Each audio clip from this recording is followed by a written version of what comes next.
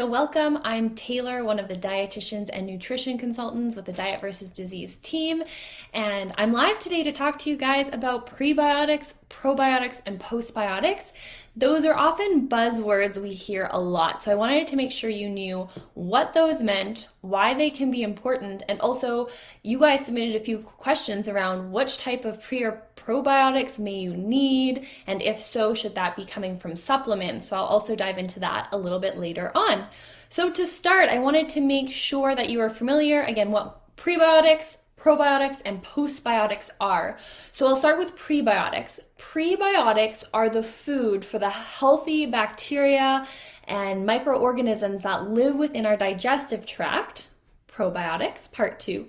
So prebiotics can be really helpful for keeping our probiotics, or those healthy microorganisms within our gut, healthy.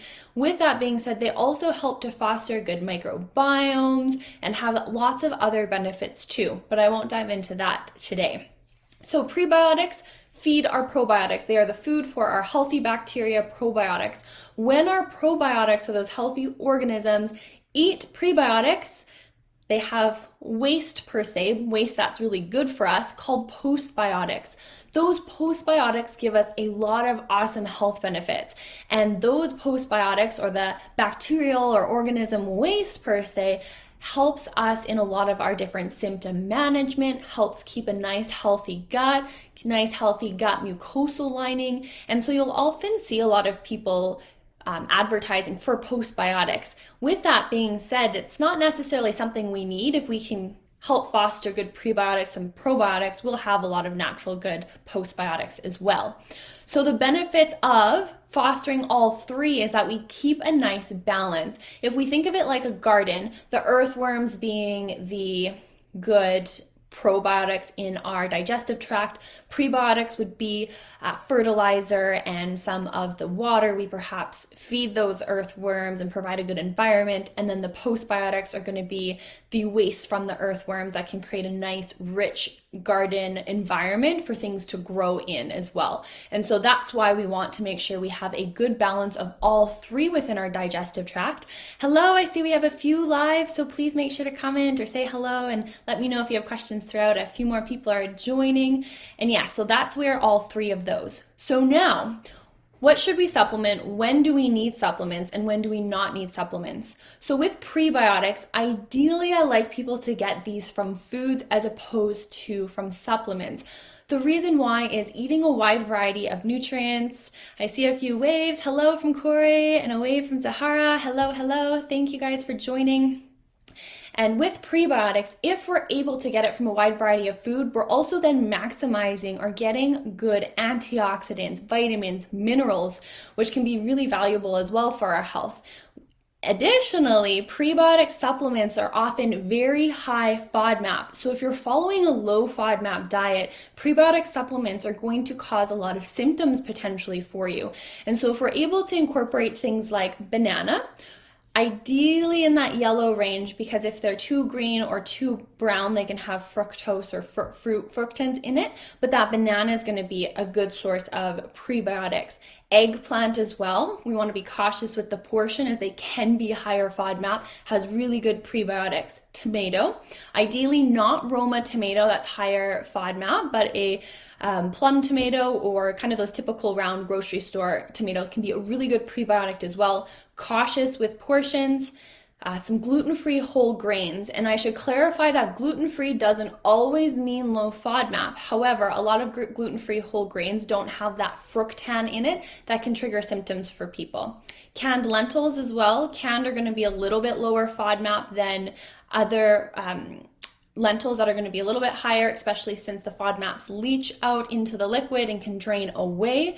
Those can be some examples of different foods and variety of foods to get your good prebiotics in.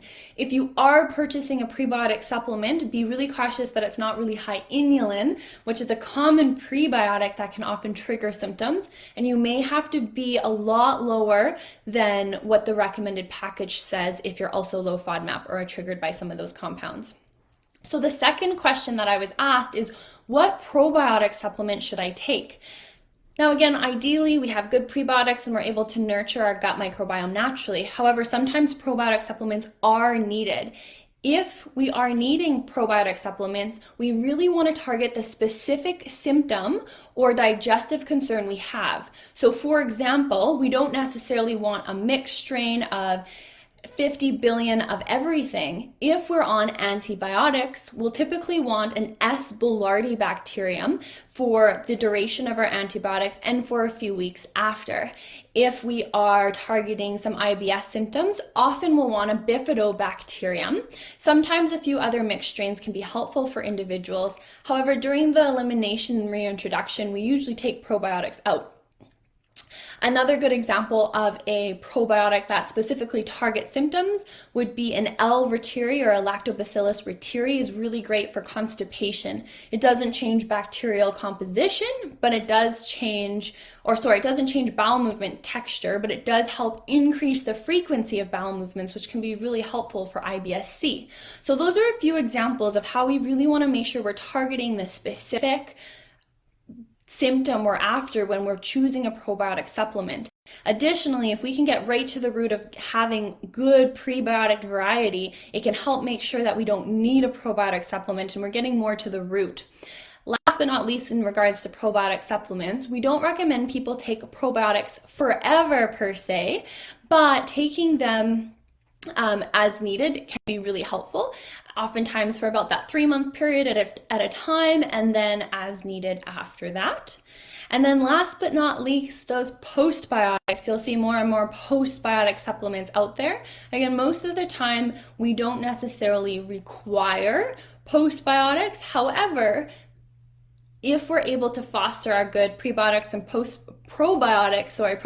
prebiotics, we can get some really good postbiotics that have some of those really good benefits to our gut health as well. That's going to be individualized depending on which symptoms people might be experiencing and when.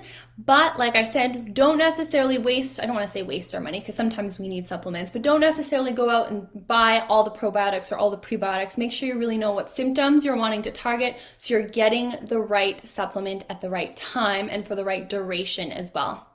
Okay, I'm just looking in the comments quickly to see if anybody else submitted any more questions. And I might do a quick little poll since I see a few people here.